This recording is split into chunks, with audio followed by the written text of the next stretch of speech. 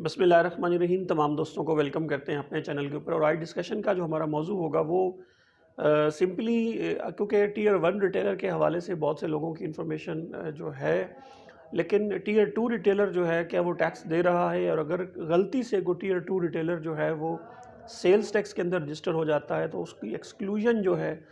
वो हमने कैसे करवानी है सेल्स टैक्स में से। लेकिन before get in to the tier two retailer, चूँकि टियर टू रिटेलर की जो डेफिनेशन है वो सेल्स टैक्स एक्ट के अंदर उस तरह से एक्सप्लिसिटली अवेलेबल नहीं है। वहाँ पे ये लिखा हुआ है कि ऐसे तमाम रिटेलर जो टियर वन रिटेलर की कैटेगरी में फ़ॉल नहीं करते उनको हम टियर टू रिटेलर कहेंगे। अब थोड़ा सा देखना ही होगा कि टियर वन का जो रिटेलर है उससे हम क्या मुराद ले रहे हैं। टियर वन से मुराद, जैसा कि आपको पता है कि उसकी 6 से 7 कंडीशंस हैं लॉ के अंदर, जिसमें प्राइमरली ये देखा जाता है कि उसके बिज़नेस का जो एरिया है, जो शॉप का एरिया है, वो 1000 स्क्वायर फीट, और अगर वो फर्नीचर का काम कर रहा है तो 2000 स्क्वायर फीट या उससे अगर ज़्यादा है तो उसको हम कहेंगे कि ये टियर वन रिटेलर है। बिजली का बिल जो है वो एनुअल जो है वो 12 लाख रुपया बनता है। चेन ऑफ स्टोर में अगर वो है, यानी कि उनकी एक से ज़्यादा चेन है स्टोर्स की, तो फिर भी वो टियर वन रिटेलर में आ जाता है। एयर कंडीशनड प्लाजा के अंदर वो वर्क कर रहा है, या उसने क्रेडिट या डेबिट मशीन जो है वो अपने लगवाई हुई है पेमेंट के लिए, या वो इम्पोर्टर कम होल सेलर और रिटेलर के तौर पे काम कर रहा है, तो फिर भी हम उसको कह सकते हैं। या अभी रिसेंटली इन्होंने एक कंडीशन डाल दी है, और वो है कि अगर उसका 236 जी और एच के अंदर टैक्सेस जो हैं वो कट रहे हैं, तो ऐसे भी रिटेलर को हम टियर वन रिटेलर कहेंगे। और एफबीआर ने ये भी कहा है कि अगर इनमें से कोई एक कंडीशन भी मीट करता है या एक से ज़्यादा कंडीशन मीट करता है तो उसको हम टियर वन रिटेलर कहेंगे, या जिसको एफबीआर जो है अपनी डेफिनेट इन्फॉर्मेशन की बेस पे ये कह देता है कि ये टियर वन रिटेलर है। तो ऐसे तमाम रिटेलर्स जो ये गिवन कंडीशंस को मीट कर रहे हैं या गिवन कंडीशंस के अंदर फॉल करते हैं, तो ऐसे रिटेलर्स को हम कहते हैं कि ये टियर वन रिटेलर हैं। अब थोड़ा सा बात कर लेते हैं कि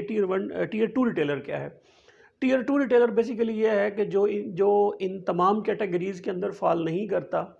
ऐसे रिटेलर को हम टियर टू रिटेलर कहते हैं। Section 3 of the sales tax act के मुताबिक ऐसे तमाम रिटेलर्स जो हैं वो प्रिवेलिंग टैक्स रेट के मुताबिक टैक्स नहीं देंगे। प्रिवेलिंग से मुराद मेरी ये है कि अगर स्टैंडर्ड वो जो प्रोडक्ट बेच रहा है उस पर स्टैंडर्ड टैक्स लगता है तो वो भी वो नहीं देगा। इसके अलावा अगर वो रिड्यूस रेट में या किसी और शेड्यूल के तहत उसके ऊपर टैक्स है तो वो भी नहीं देगा। वो सिर्फ़ और सिर्फ जो टैक्स दे वो बिजली के बिलों के ऊपर देगा। और उसमें भी लॉ में बड़ा क्लियर ये कहा हुआ है कि अगर वो कमर्शियल शॉप के अंदर ऑपरेट कर रहा है तो उसका जो कमर्शियल मीटर है उसके तहत जो है वो हुकूमत उससे बिल जो है वो कलेक्ट करेगी। और वो बिल जो है वो कितना होगा, उन्होंने कहा है कि अगर तो बिजली का बिल उसका मंथली 20,000 तक बन रहा है तो उसके ऊपर 5% है, और अगर उसका बिल जो मंथली आ रहा है उसको वो 20,000 से ज़्यादा आ रहा है तो उस सूरत में उसे 7.5% जो है वो सेल्स टैक्स पे करना पड़ेगा। तो अब इसे समझ क्या आती है? समझ इससे ये आती है कि ऐसे तमाम रिटेलर्स जो ऊपर दी गई या जो पहले मैंने आपको कंडीशंस बताई हैं वो उनमें उनको मीट नहीं कर रहे या उनके अंदर फॉल नहीं करते, तो ऐसे तमाम रिटेलर्स के लिए ज़रूरी नहीं है कि वो अपने आप को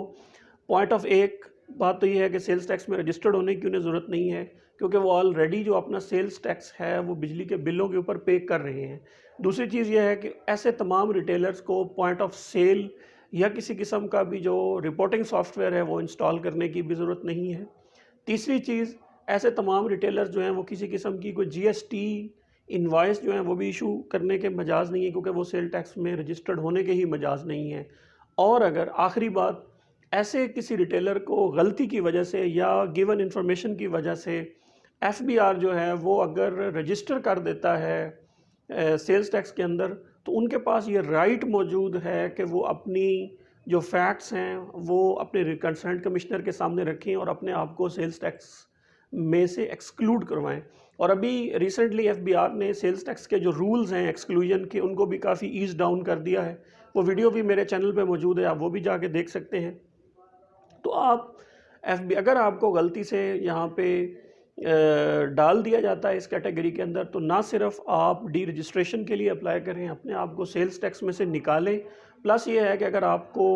कोई नोटिस वगैरह भी इशू हुआ है तो उनको अकॉर्डिंगली जाकर रिस्पॉन्ड करें कि हम चूँकि टियर टू रिटेलर हैं, हमारे ऊपर लायबल नहीं है कि हम सेल्स टैक्स के अंदर रजिस्टर्ड हों और किसी किस्म की जो पेनल्टी है उसको प्रिवेलिंग टैक्स रेट के मुताबिक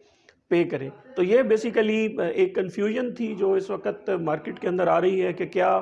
पहली बात तो ये है कि रजिस्टर सिर्फ और सिर्फ टीयर 1 रिटेलर को होना है, सेल टैक्स नंबर भी उसी को लेना है और पॉइंट ऑफ सेल भी उसी ने ही लगवाना है। इसके अलावा जितने भी रिटेलर हैं वो सारे के सारे फॉल करते हैं टीयर 2 क्लास के अंदर, टीयर 2 कैटेगरी के अंदर। तो जो टीयर 2 वाला है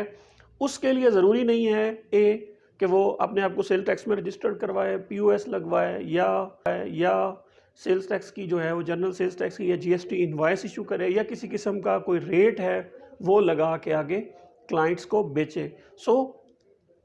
अगर आप एक रिटेलर हैं, अगर आप एक बिज़नेस को मैनेज कर रहे हैं तो आप इन शराइत को देखें, और अगर आपका कोई मज़ीद सवाल है तो हमें नीचे कमेंट्स में लिखिए। अगर आपको वीडियो पसंद आती है तो इसको ज़्यादा शेयर कीजिए। चैनल पसंद आ रहा है और आपको वीडियोज़ हमारी पसंद आती हैं तो हमें सब्सक्राइब कीजिए, शेयर कीजिए, लाइक कीजिए। आपका और आपके वक्त का बहुत बहुत शुक्रिया।